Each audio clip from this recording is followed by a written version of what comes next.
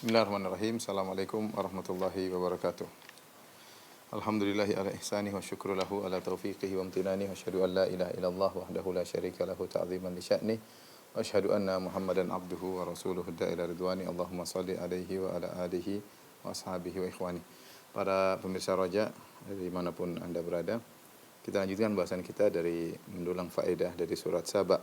Sekarang kita sampai pada ayat yang 20. Allah Subhanahu wa taala berfirman, وَلَقَدْ صَدَّقَ عَلَيْهِمْ إِبْلِيسُ ظَنَّهُ فَاتَّبَعُوهُ إِلَّا فَرِيقًا مِنَ الْمُؤْمِنِينَ. Kata Allah Subhanahu wa taala, sungguh iblis telah membuktikan persangkaannya, maka mereka pun mengikuti iblis kecuali sekelompok kaum mukminin, Di sini tadi pada pertemuan lalu telah kita bahas tentang kisah kaum Saba yang mereka tadinya beriman, ya. Kemudian mereka kufur kepada Allah Subhanahu wa taala, maka Allah pun memberi hukuman kepada mereka dengan hancurnya bendungan mereka, ya. Dan mereka ingkar kepada Allah Subhanahu wa taala. Setelahnya Allah menyebutkan walaqad saddaqa alaihim iblisu dhannahu. Sungguh iblis telah membuktikan persangkaannya terhadap mereka. Terhadap mereka di sini alaihim ada dua pendapat di kalangan para ulama. Ada yang mengatakan maksudnya iblis telah membuktikan persangkaannya terhadap kaum Saba, di mana iblis telah menduga iblis bisa menggoda mereka sehingga mereka akhirnya kufur kepada Allah, dan terbukti mereka kufur kepada Allah Subhanahu wa taala. Namun jumhur al-mufassirin, mayoritas para ahli tafsir membawakan alaihim, iblis telah membuktikan persangkaannya kepada mereka. Mereka di sini tidak terkhususkan kepada kaum Saba, tetapi berlaku kepada seluruh umat manusia. Di antara contohnya adalah kaum Saba yang mereka tadinya beriman kemudian mereka kufur kepada Allah Subhanahu wa taala. Yaitu Allah ingin menjelaskan bahwasanya iblis menduga di awal, ya, bahwasanya dia bisa menyesatkan banyak keturunan anak Adam, ya, sebagaimana dia telah berjanji di hadapan Allah Subhanahu wa taala, ya, la ughwiyannahum ajma'in. Aku akan menyesatkan anak-anak Adam seluruhnya, ya Allah. Kemudian juga dia pernah berkata, la aqudanna lahum siratakal mustaqim thumma la atiyannahum min baini aydihim wa min khalfihim wa an aymanihim wa an syama'ilihim wa la tajidu aktsarahum syakirin. Ya Allah, aku akan menghalangi jalan mereka, menghalangi mereka dari jalan yang lurus, dan aku akan mendatangi mereka dari depan, dari belakang, dari kanan, dari kiri, dan aku akan dapati, ya Allah, kebanyakan mereka tidak bersyukur. Ini persangkaan iblis seluruhnya, ya. Qala ara'aitaka hadha alladhi karramta alayya la in akhartani ila yaumil qiyamati la ahtanikanna dzurriyyatahu illa qalila, ya. Yang iblis juga pernah berkata kepada Allah, ya Rabbku, inikah Adam yang kau lebih muliakan dia daripada aku? Kalau kau tangguhkan kematianku sampai hari kiamat, aku akan menyesatkan keturunannya kecuali sedikit dari mereka. Ini semua persangkaan iblis, dan iblis tidak tahu ilmu gaib. Kata para ulama, iblis tidak tahu ilmu gaib. Cuma dia membuat persangkaan bahwasanya dia bisa menyesatkan anak-anak Adam. Dan ternyata terbukti. Makanya Allah mengatakan walaqad saddaqa alaihim iblisu dhannahu. Sungguhnya iblis telah membuktikan persangkaannya. Timbul pertanyaan, kenapa iblis bisa menyangka bahwasanya dia bisa menyesatkan anak-anak Adam kecuali sedikit, segelintir yang selamat? Kenapa? Karena dia telah berhasil, dia mengucapkan hal tersebut setelah dia berhasil menyesatkan Adam alaihissalam.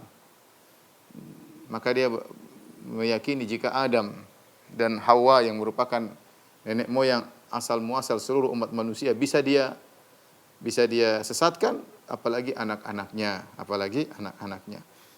Dan ternyata benar bahwasanya akhirnya anak-anak Adam tersesat oleh godaan iblis. Kata Allah, fattaba'uhu, maka mereka pun mengikuti iblis, illa fariqam minal mu'minin, kecuali sekelompok dari kaum mukminin. Min di sini fariqan minal mu'minin, ya, disebut adalah min al-bayaniyah, ya. Bukan min tabi'idiyah. Kalau tabi'idiyah berarti maka mereka mengikuti iblis kecuali sekelompok dari kaum mukminin. Seakan-akan ada kaum mukminin yang ikut, ada kaum mukminin yang tidak ikut.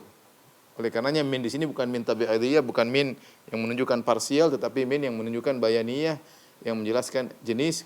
Maksudnya kalau kita artikan secara bahasa Indonesia, maka mereka pun mengikuti iblis kecuali sekelompok kaum mukminin. Illa fariqam minal mu'minin. Maksudnya kelompok itulah kaum mukminin itu. Artinya kalau kaum mukmininlah yang selamat dari godaan iblis ya. Tetapi intinya para jamaah yang dirahmati Allah Subhanahu wa taala ya, pemirsa roja yang dirahmati Allah Subhanahu wa taala, bahwasanya iblis membuktikan kepada Allah bahwasanya dugaannya ternyata benar ya. Dan kenyataan yang kita juga demikian, kebanyakan orang kufur kepada Allah Subhanahu wa taala. Lihatlah jumlah orang-orang non muslim, orang kafir dibandingkan orang Islam ya, mereka lebih banyak.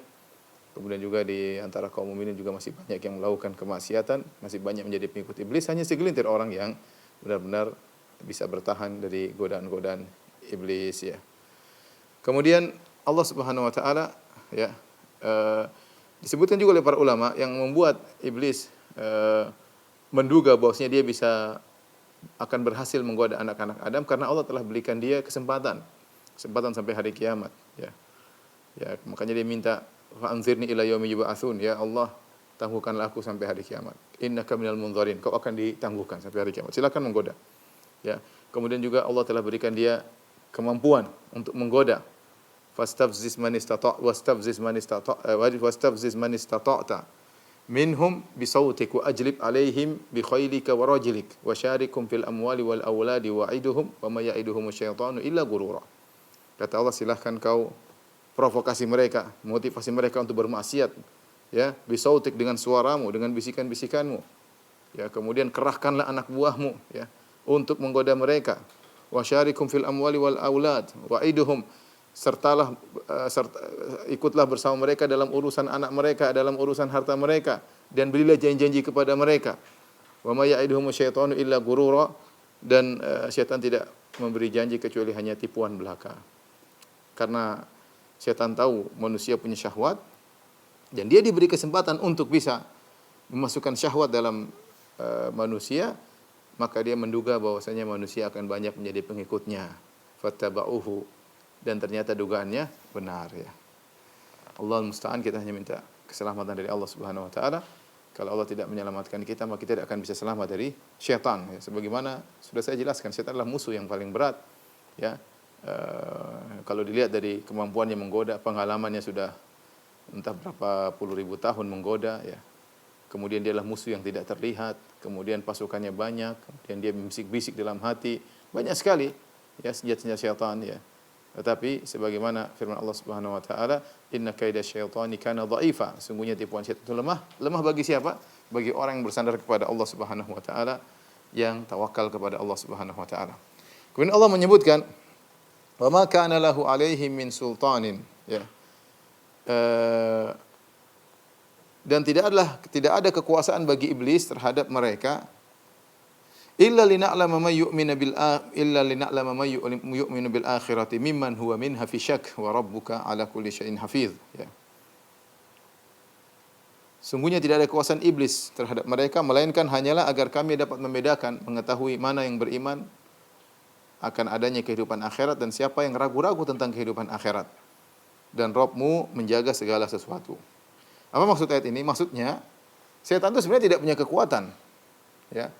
Dia tidak pernah memaksa orang, tidak pernah menarik orang untuk masuk ke dalam neraka jahanam. Dia tidak pernah mendorong orang untuk melakukan kemaksiatan, perzinahan dan yang lain. Tidak pernah. Dia tidak punya kemampuan untuk demikian.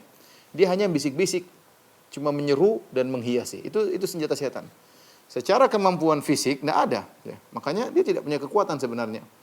Dalam surat Ibrahim, setan berkata, ya, Inna Allah wa'adakum wa'adal haqqi wa wa'adtukum fa akhlaftukum wa ma kana li 'alaikum min sultanin illa an da'awtukum fastajabtum li fala talumuni wa lumu anfusakum. Kata Allah menceritakan tentang iblis ketika di neraka jahanam berkata kepada penghuni neraka jahanam, dia berkata bahwasanya Allah telah menjanjikan dan Allah tidak menyelisih janji, adapun aku berjanji, janjiku tipuan semua ya. Wa ma kana li 'alaikum min sultan. Aku tidak punya kekuatan untuk menggoda kalian. Illa anda autukum, kecuali aku hanya menyuruh kalian. Fastajabtum li, ternyata kalian nurut sama aku. Fala talumuni wa lumu anfusakum, jangan kalian celah aku, celah diri kalian sendiri. Apakah ada setan dorong kita kemudian pergi ke tempat berzina? Adakah setan ketika kita mau ke masjid kemudian kita didorong supaya tidak ke masjid?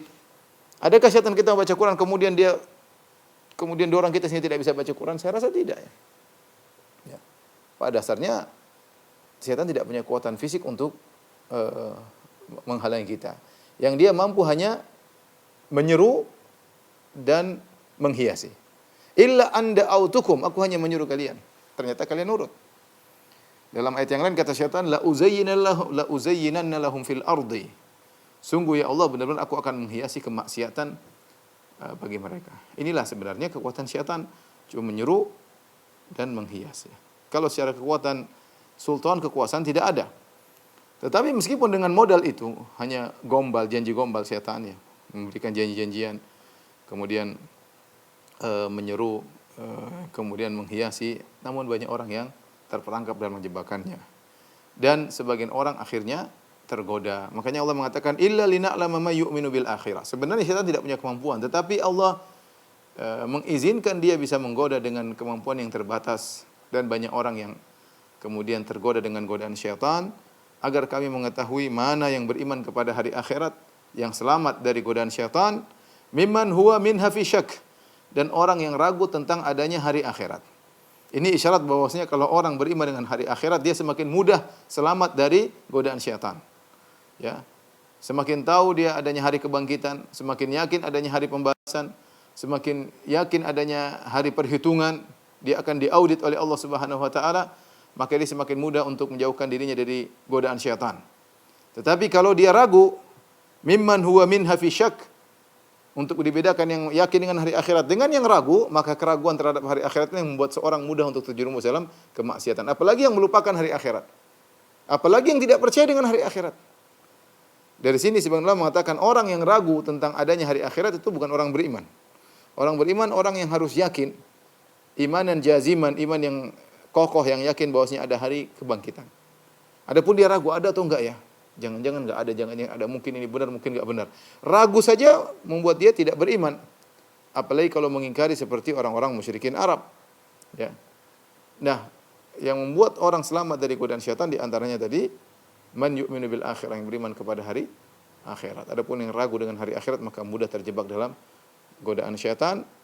Kemudian kata Allah Subhanahu wa taala, wa rabbuka ala kulli syai'in hafiz, dan Rabbmu Maha menjaga atas segala sesuatu. Maha menjaga di sini dibawakan kepada makna bahwasanya Rabb Allah Subhanahu wa taala menjaga seluruh amalan hamba. Ya, sebagaimana firman Allah tentang para malaikat, wa inna 'alaikum lahafizin. Sungguhnya bagi pada kalian ada malaikat-malaikat yang menjaga. Maksudnya menjaga seluruh amalan. Seluruh yang kita ucapkan, seluruh yang kita tuliskan, seluruh yang kita lihat, seluruh yang kita dengar, semuanya terjaga. Tidak ada yang terlepaskan dari catatan malaikat. Semua terjaga. Dan semuanya akan dihadirkan di hadapan kita pada hari kiamat kelak. Yauma tajidu kullu nafsin ma 'amilat min khairin muhdara wa ma 'amilat min su'. Ya, hari di mana nanti pada hari kiamat kelak setiap jiwa akan mendapati kebaikan, seluruh kebaikan yang pernah dia lakukan, dia akan hadir di hadapannya, kebaikan-kebaikan tersebut. Wa ma 'amilat min su', dan seluruh keburukan yang pernah dia lakukan akan hadir di depannya di hari kiamat kelak, ya. Berupa catatan yang akan dibawakan baginya. Jadi wa rabbuka ala kulli syai'in hafiz, sungguhnya Rabbmu adalah Maha menjaga. Di antara maknanya dalam ayat ini adalah menjaga amalan hamba, tidak ada yang terluputkan. Oleh karenanya, ikhwan dan akhwat yang rahmatillah subhanahu wa ta'ala, sebenarnya ada teguran dari Allah Subhanahu wa taala, inzar, peringatan kepada kita, hati-hati dengan godaan syaitan. Sungguhnya ketika kita mengikuti godaan syaitan, apa yang kita lakukan tercatat. Apa yang kita lakukan tercatat. Kemudian setelah itu Allah berfirman, qul ud'u alladzina za'amtum min dunillah. Ya. Katakanlah serulah mereka yang kamu anggap sebagai Tuhan selain Allah. Qul ud'u alladzina za'amtum. Katakanlah Muhammad kepada mereka, ud'u alladzina za'amtum min dunillah. Serulah sembahan-sembahan yang kalian sangka sebagai Tuhan selain Allah, la yamlikuna mithqala dzarratin fis samawat. Sungguhnya sembahan-sembahan tersebut tidak menguasai sedikit pun di alam semesta ini, meskipun hanya seberat zarrah. Wala fil ard, di langit tidak ada, bahkan di bumi mereka tidak memiliki apa-apa. Wa ma lahum fihi ma min syirk, dan mereka tidak punya persyarikatan, persekutuan dalam memiliki apa-apa yang di atas langit dan di bumi. Wa ma lahu minhum min dhahir, dan mereka tidak pernah menolong Allah dalam menciptakan dan mengatur alam semesta. Wala tanfa'u syafa'atu illa liman adzinalah, Dan sungguhnya syafaat tidak akan bermanfaat ya kecuali bagi orang yang diizinkan oleh Allah Subhanahu wa taala. Wala tanfa'u syafa'atu indahu illa liman adzinlah. Tapi ini ayat ya. Kata Ibnu Qayyim rahimahullahu taala, ini ayat dalam surat Saba. Ini ayat menghancurkan segala dalil kesyirikan, segala dalil kesyirikan. Perhatikan di sini Allah Subhanahu wa taala berfirman, "Qul idul ladzina za'amtum min dunihi" ya. La yamlikuna mithqala, yang pertama kata Allah ya. Sebab-sebab sesuatu diibadahi. Sesuatu berhak ya, berhak diibadahi atau disembah. Yang pertama, sebab pertama adalah dia memiliki sesuatu di langit atau di bumi secara independen ya, secara merdeka.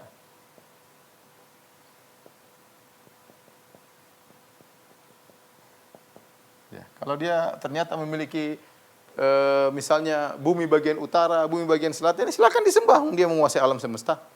Ya, dia menguasai pantai selatan, silakan disembah. Kalau kamu lagi di pantai selatan, sembah itu yang menguasai pantai selatan. Itu milik dia. Ya, dia wajar untuk disembah.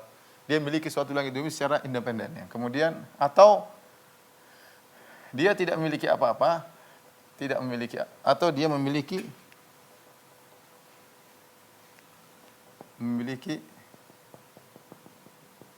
sesuatu di langit atau bumi secara apa namanya bahasa kita? Secara bersekutu. Maksudnya saya dan sharing sama-sama punya sesuatu tersebut, bersekutu dengan yang lain.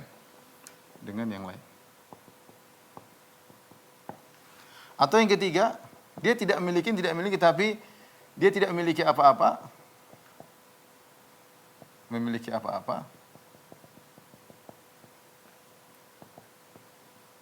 Tapi ikut membantu Allah dalam urusan pengaturan alam semesta.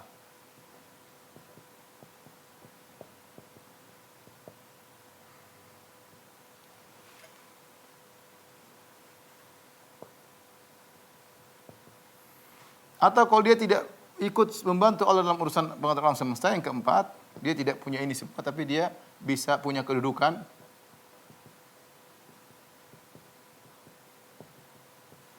sehingga bisa memberi syafaat, ya, syafaat secara independen, tanpa izin maksudnya, tanpa izin.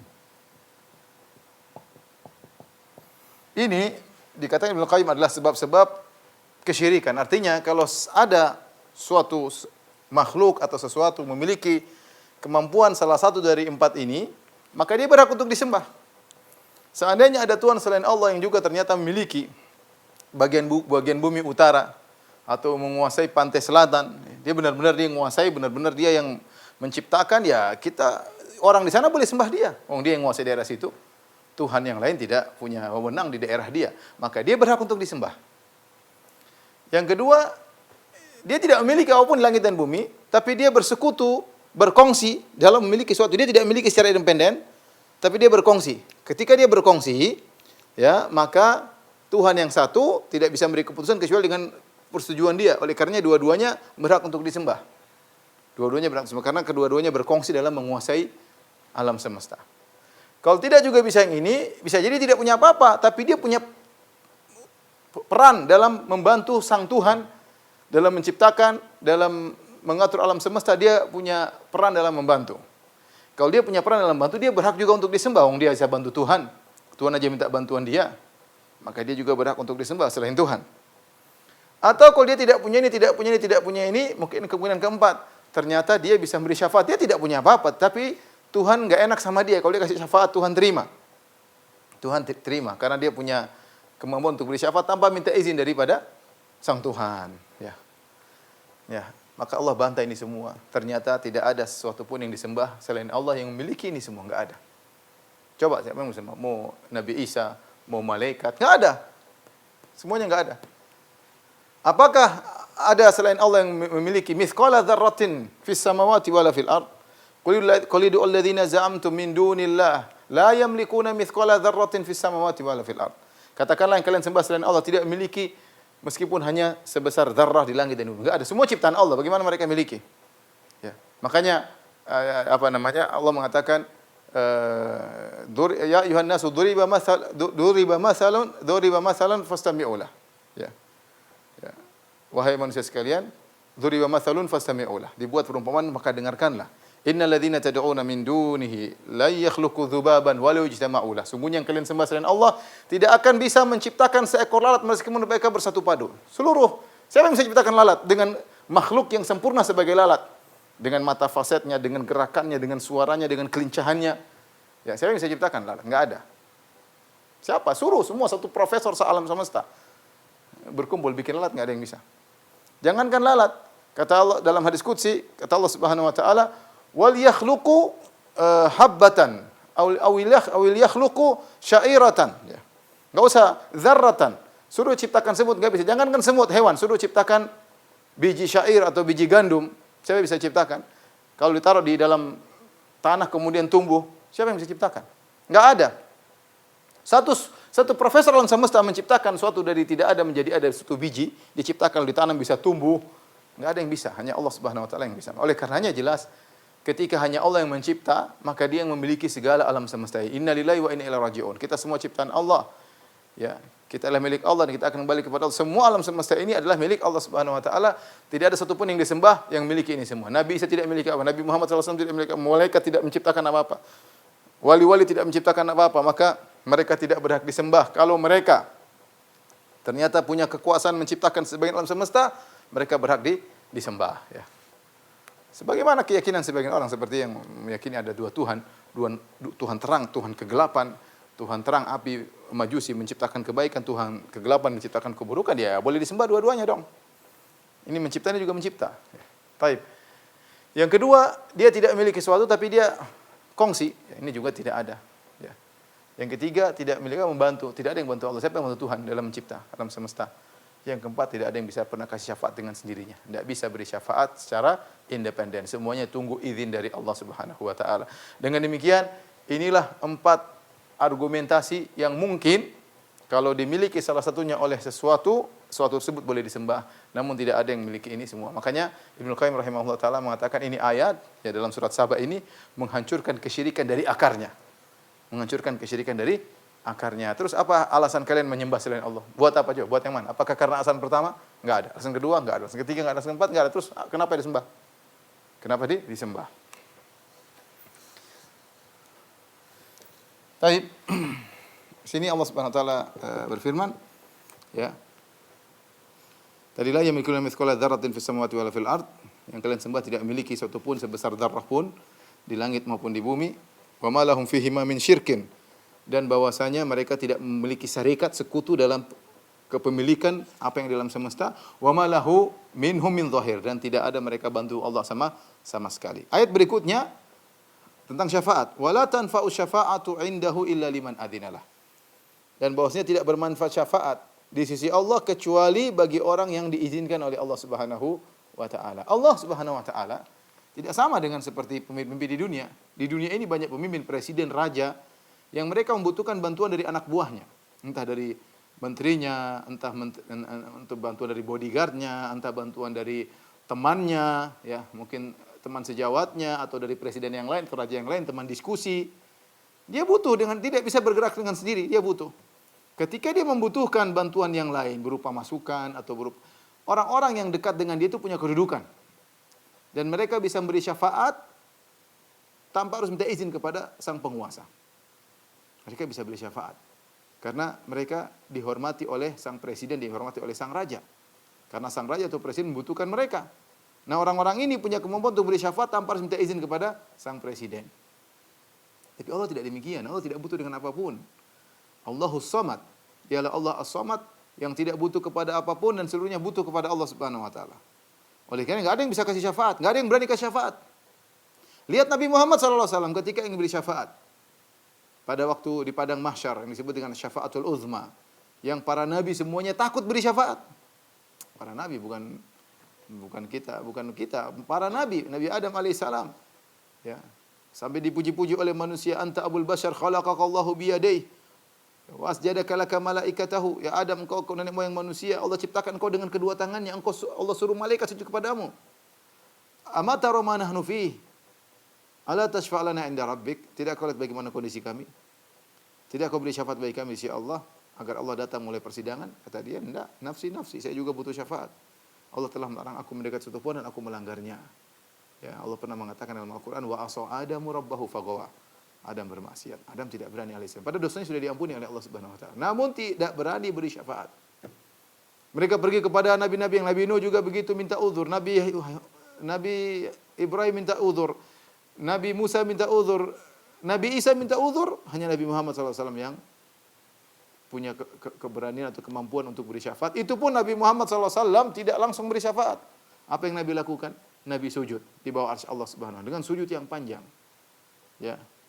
Maka Nabi mengatakan fayufta alayya min mahamid la uhsinu hal'an. Aku pun muji Allah Subhanahu wa taala dengan pujian-pujian yang Allah ajarkan kepadaku ketika itu di padang mahsyar kelak. Yang aku sekarang tidak menguasai pujian-pujian tersebut. Ya Allah dipuji dengan pujian yang hebat. Yang sekarang kita tahu Nabi SAW muji Allah dengan pujian-pujian hebat. Tapi Nabi tidak menguasai seluruh pujian. Karena sifat-sifat Allah jauh lebih agung daripada yang Nabi ketahui cuma sebagian. Makanya Nabi mengatakan, la uhsi thana'an alaih. Aku tidak menguasai seluruh pujian kepada engkau ya Rabb. Namun ketika di padang mahsyar, Nabi diajarkan untuk memuji Allah dengan pujian-pujian yang sangat hebat. Maka kemudian Allah mengatakan, ya Muhammad irfa' ra'sak, wahai Muhammad angkat kepalamu, bangun dari sujudmu, wasal tu'tah, dan mintalah kau akan dikabulkan, wasfa' tu syafa', berilah syafaat kau akan diberi syafaat. Tapi apakah Nabi langsung beri syafaat? Enggak. Nabi sujud dulu. Bukan, oh tenang sini saya bawa kau nanti di depan Allah sini. Mau digandeng sama orang, mau dibawa ke surga. Ya akhi, kita ini siapa ya akhi? Nabi aja seperti itu, tidak gampang beri syafaat. Oleh karenanya, Allah sebutkan dalam ayat selanjutnya tentang para malaikat. Malaikat, para makhluk yang luar biasa. Ya, mereka pun tidak bisa beri syafaat kecuali dengan izin Allah Subhanahu wa taala. Taib ayat berikutnya, wala tanfa'u syafa'atu indahu illa liman adzinalah. Tidak bermanfaat syafaat di sisi Allah kecuali bagi yang Allah izinkan untuknya. Hatta idza fuzzi'a an qulubihim qalu madza qala rabbukum qalu al-haqq wa huwal aliyyul kabir. Maka mereka berkata, tatkala dicabut rasa takut dari hati mereka, dari jantung-jantung mereka, mereka berkata, apa yang telah diucapkan oleh Rabbmu? Qalul haq, mereka berkata Allah mengucapkan kebenaran, wa huwal aliyyul kabir, dan dia maha tinggi lagi maha besar. Taib. Ayat berikutnya khusus tentang syafaat. Jadi khusus tentang syafaat, situ Allah Subhanahu wa taala berfirman, wala tanfa'u syafa'atu indahu.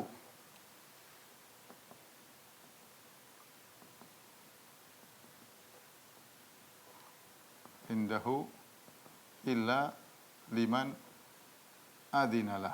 Hatta idza fuzzi'a an qulubihim qalu madza qala rabbukum qalu al-haqq wa huwal kabir. Taib, kata Allah Subhanahu wa taala, tidak bermanfaat syafaat di sisi Allah, tidak bermanfaat syafaat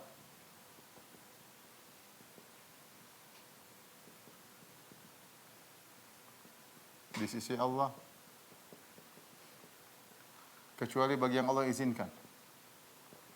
Bagi yang Allah izinkan.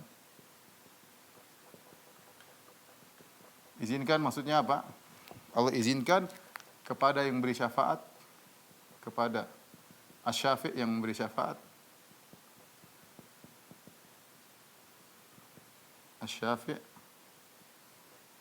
kemudian kepada yang diberi syafaat.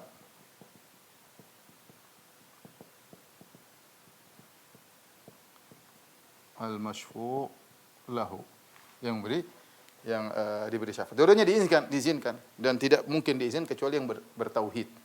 Tidak diizinkan kecuali yang bertauhid. Makanya ketika Nabi SAW ditanya, "Man as'adun nasi bi syafaatika yaumil qiyamah?" Siapa orang yang paling bahagia mendapatkan syafaat? Kata Nabi SAW, "Man qala ila Allah khalisan min qalbihi." Yang mengucapkan la ilaha illallah dan dia ikhlas dari hatinya. Ya, kemudian kata Nabi SAW, "Inni ikhtaba'tu da'wati syafa'atan li ummati yaumal qiyamah." Ya. "Wa hiya na'ilatun insyaallah man mata min ummati la yusyriku billahi syai'a."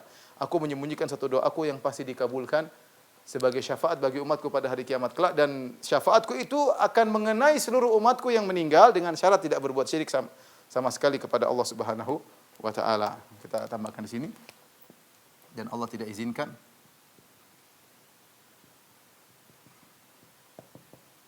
kecuali kepada ahli tauhid.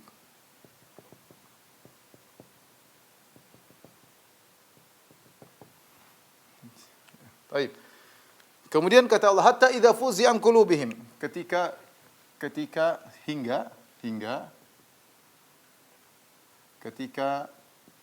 rasa takut, faza dihilangkan dari hati mereka, dihilangkan dari jantung mereka.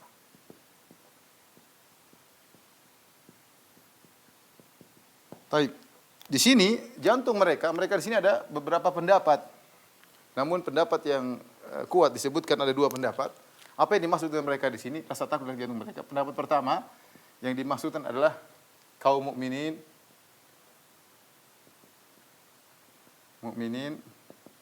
yang ingin dapat syafaat, ingin diberi syafaat,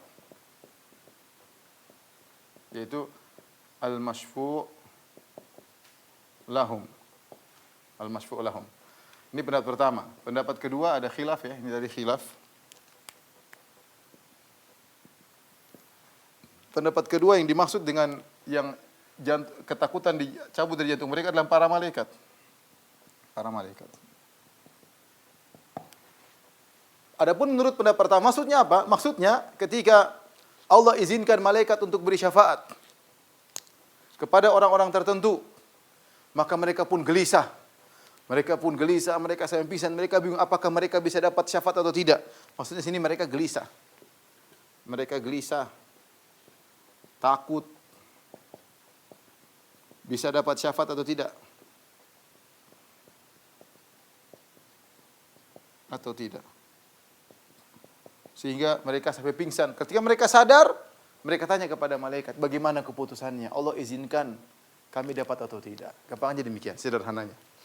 Jadi mereka bertanya kepada malaikat, qalu madza qala rabbukum? Mereka tanya kepada malaikat, wahai para malaikat, apakah kalian diizinkan beri syafaat kepada kami? Karena malaikat bisa kasih syafaat. Tapi kalau Allah tidak izin tidak bisa. Apa kata Allah Subhanahu wa taala? Wa kam mim malakin fis samawati la tughni syafa'atuhum syai'an illa min ba'di ayyadzana Allahu liman yasha'u wa yarda. Dalam surat An-Najm. Kata Allah Subhanahu wa taala, betapa banyak malaikat di langit tidak bermanfaat syafaat mereka. Mereka bisa beri syafaat, tapi kalau Allah tidak izinkan ini orang-orang tidak dapat. Makanya ketika Allah bilang malaikat silakan kasih syafaat, mereka ini gelisah, mereka ingin dapat syafaat, tapi mereka gelisah dapat atau tidak. Mereka gelisah dapat atau tidak. Ketika kegelisahan, ketakutan mereka dicabut, mereka sudah tenang, mereka tanya sama malaikat, wahai malaikat, bagaimana kami dapat syafaat atau tidak? Maka malaikat menjawab, qaulul haq, kalian dapat. Wa huwal aliyul kabir, dia maha tinggi dan maha besar. Ini pendapat pertama. Pendapat ini secara tekstual ayat, mungkin tekstual ayat tidak mengingkari pendapat ini. Ya, mungkin saja pendapat ini oke. Pendapat yang kedua yang dimaksud dengan jantung mereka adalah para malaikat. Malaikat yang ketika berbicara dengan Allah Subhanahu wa taala mereka mendengar firman Allah, mereka pun pingsan. Itu para malaikat pingsan ketika mendengar firman Allah.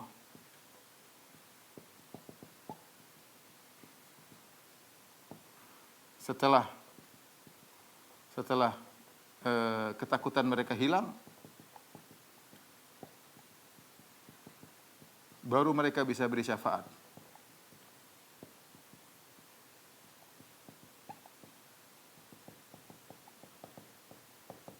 Ini pendapat yang kedua yang juga disebut oleh para ulama tentang bahwasanya malaikat saja ketika memberi syafaat harus tidak serta-merta. Mereka ada ketakutan, mereka ada kekhawatiran, ya malaikat memberi syafaat ya. Sebagaimana disebutkan Nabi SAW ketika memberi syafaat sujud dulu. Sujud dulu. Nabi SAW ketika ingin beri syafaat di Sirat, Nabi SAW berdoa, Allahumma sallim sallim, Allahumma sallim. Rasulullah berdoa. Bahwasanya para anbiya mereka tidak punya perkataan di Sirat kecuali cuma 3. Allahumma sallim sallim. Ya Allah selamatkan, ya Allah. Itu yang mereka ulang-ulang. Tidak pede, kamu selamat, kamu masuk surga, kamu masuk neraka. Tidak ada, Nabi tidak begitu. Ya. Nabi beri syafaat. Allah izinkan baru dapat, kalau enggak. Ya. Jadi intinya ayat ini, malaikat saja makhluk yang agung, ya, tidak dengan serta-merta mudah beri syafaat. Ya, kalau menurut penafsiran yang kedua. Ya, padahal malaikat adalah makhluk yang dekat dengan Allah, tidak punya dosa, dekat dengan Allah, doa mereka dikabulkan. Ya.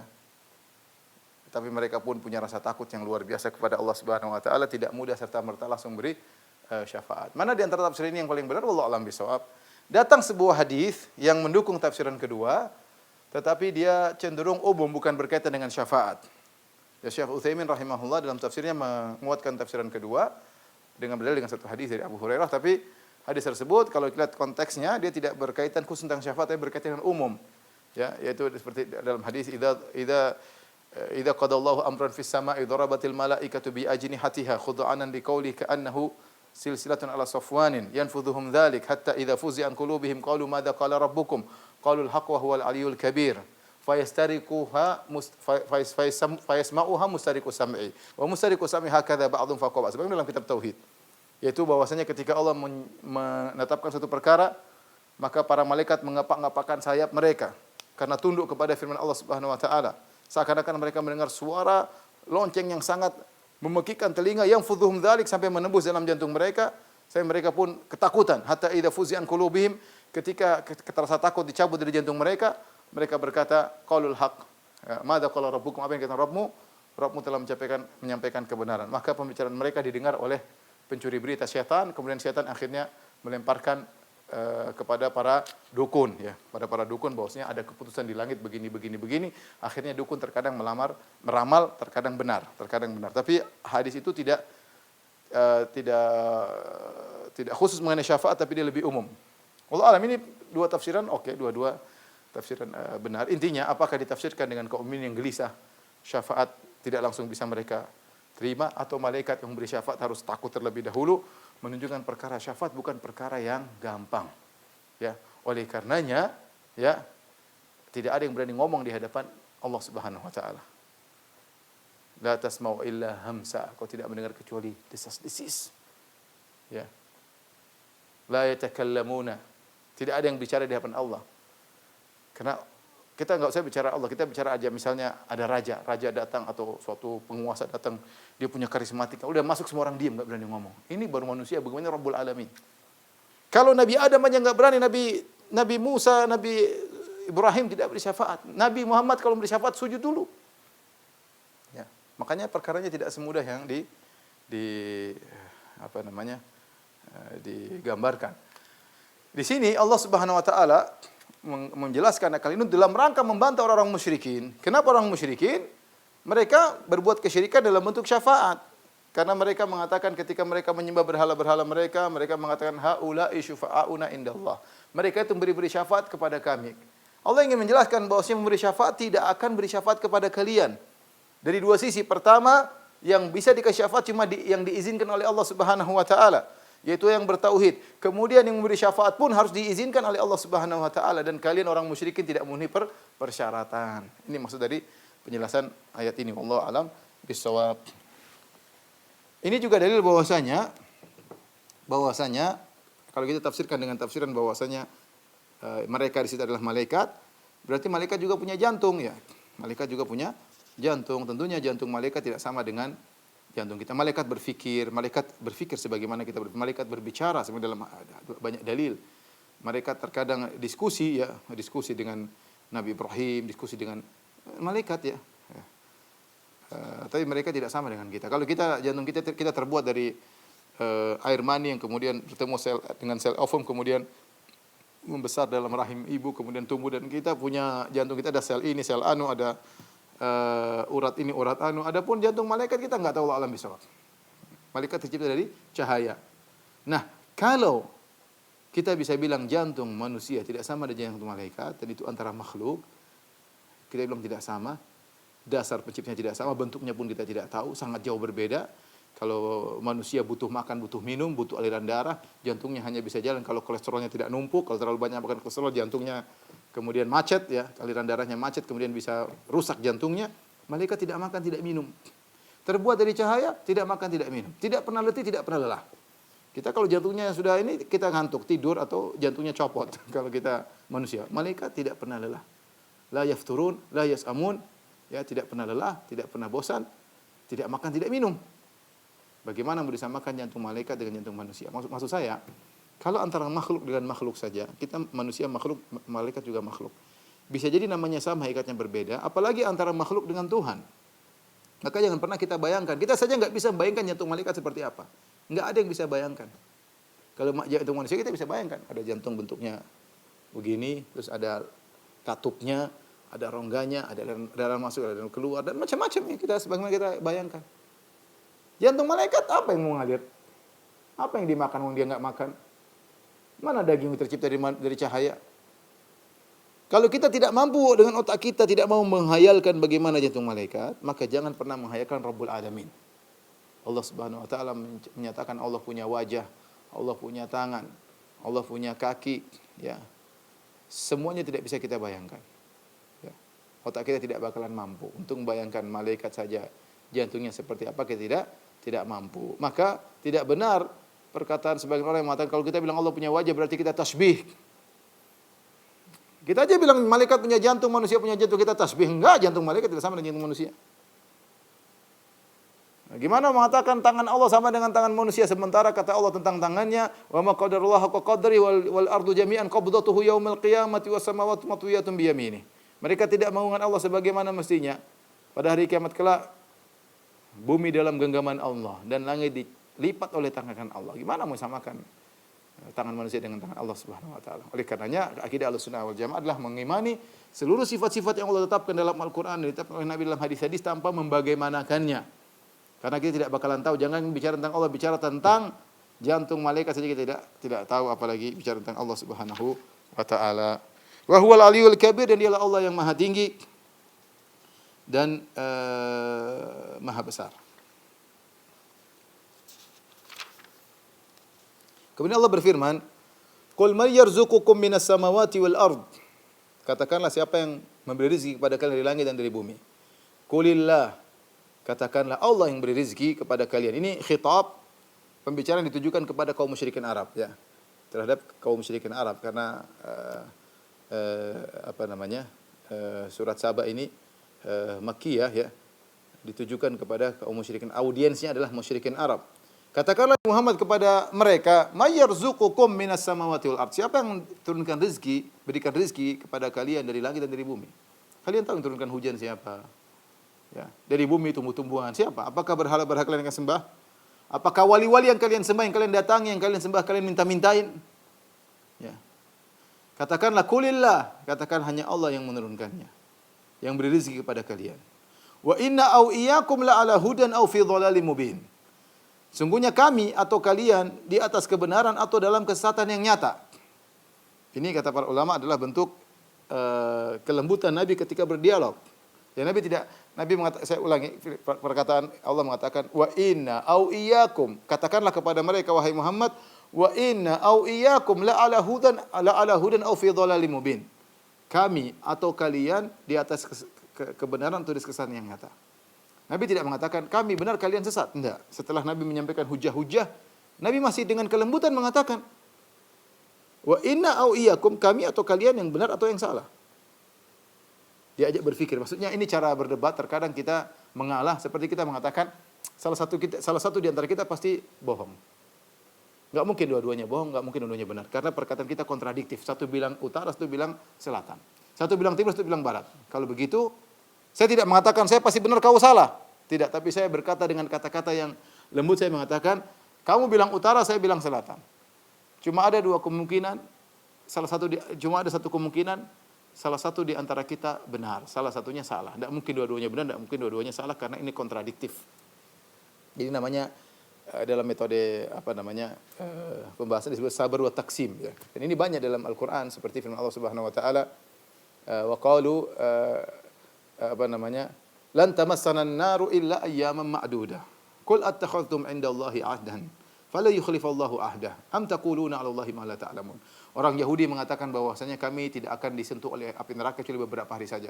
Orang Yahudi mengatakan kami pasti masuk surga. Kalau masuk neraka, kami hanya disentuh neraka cuma beberapa hari saja. Maka Allah bantah dengan metode akal. Cuma ada beberapa kemungkinan. Kumpulkan kemungkinan itu semuanya. Ya. Kemungkinan pertama, ya, apakah kalian telah mengambil janji dari Allah Subhanahu wa taala? Ya. Lan tamassan naru illa ayyam ma'dudah. Qul attakhadhtum 'indallahi ahdan fala yukhlifallahu ahdah. Am taquluna Allahi, ya. Apakah kalian mengambil janji dari Allah bahwasanya Allah berjanji kalian akan disentuh api neraka cuma beberapa hari? Kalau ada, mana janjinya? Kalau tidak ada, coba kemungkinan kedua, kalian bohong. Cuma dua kemungkinan. Adakah kemungkinan ketiga? Jawabannya tidak ada. Demikian seperti firman Allah Subhanahu wa taala, afara'ait apa namanya dalam surat Maryam,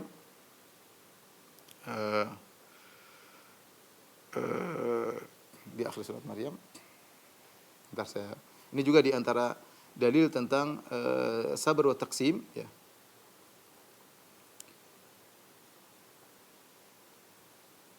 Afara'aita alladhi kafara bi ayatina wa qala la utayanna mala wa walada attala al ghaiba am ittakhadha 'inda Allahi ahda.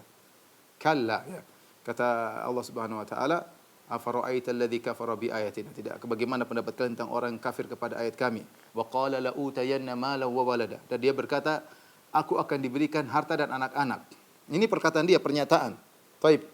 Bagaimana kemungkinannya? Kemungkinan pertama, ya, apakah dia telah mengetahui hal gaib, ya? Attala al-ghaiba, apakah dia tahu hal gaib bahwasanya dia akan diberikan anak-anak dan harta? Amittakhadha 'inda rahmani ahda, ataukah kemungkinan kedua Allah sudah janjikan kepada dia? Atau kemungkinan ketiga dia bohong? Kalau kita kumpulkan segala kemungkinan cuma 3 kemungkinan. Mungkin dia tahu ilmu gaib, mungkin dia pernah nengok Lauhul Mahfuz, atau dia mungkin Allah pernah kasih janji sama dia, atau kemungkinan ketiga dia bohong. Setelah diteliti ternyata kemungkinan pertama enggak mungkin, kemungkinan kedua juga tidak ada, tinggal kemungkinan ketiga. Ini namanya sabar wa taqsim, yaitu ketika kita berdialog, kita merangkumkan pembahasan kita pada segala kemungkinan. Nah, ini dilakukan oleh Nabi sallallahu alaihi wasallam. Allah perintahkan, kata Allah Subhanahu wa taala, Allah menyebutkan dalil-dalil tentang batilnya kesyirikan, ya. Bahwasanya yang kalian sembah tidak memiliki apa-apa, tidak menciptakan apapun di langit, tidak menguasai apapun, tidak bisa beri syafaat secara independen, dan tidak pernah beri rezeki pada kalian di langit dan bumi. Kemudian kesimpulannya, wa inna au iyyakum la ala hudan au fi dhalalim mubin. Wa inna, kami atau kalian dalam kesesatan atau dapat hidayah. Cuma 2 kemungkinan. Kita yang benar atau kita yang sesat. Bisa jadi saya benar, kalian sesat. Bisa jadi kalian sesat, saya yang benar. Cuma 2 kemungkinan. Di antara bentuk dialog agar membuat mereka berfikir dan yang benar, bahwasanya Rasulullah yang benar dan mereka di atas kesesatan. Tapi inilah metode Nabi yang diperintahkan oleh Allah tatkala berdialog dengan kata-kata yang lembut, mengajak mereka berfikir. Karena kalau Nabi mengatakan, kalian sesat, kami benar, mungkin mereka tidak mau mendengar. Tapi dengan metode berfikir ini mengumpulkan segala kemungkinan untuk mereka berfikir, mungkin mereka mau mendengar. Wallahu a'lam bishawab. Demikian saja apa yang disampaikan kepada para pemirsa Roja TV Radio Roja, karena sudah masuk waktu salat Isya. Kita akhiri perjumpaan kita pada kesempatan kali ini. Insyaallah kita lanjutkan pada pekan depan. Insyaallah setelah Isya kita ada pengajian lagi tentang tafsir surat Al-An'am. Wallahu ta'ala alam bishawab. Wabillahi taufiq wal hidayah. Assalamualaikum warahmatullahi wabarakatuh.